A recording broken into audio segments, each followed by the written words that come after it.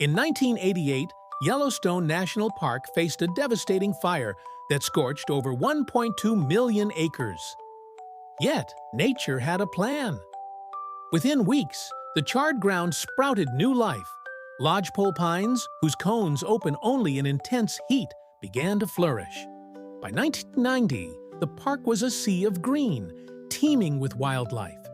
This natural rebirth was a testament to resilience. But why do some species thrive after such destruction? The answer lies in nature's design, where fire clears old growth, making way for new. Yellowstone's recovery taught us that destruction can lead to renewal, a lesson in nature's balance.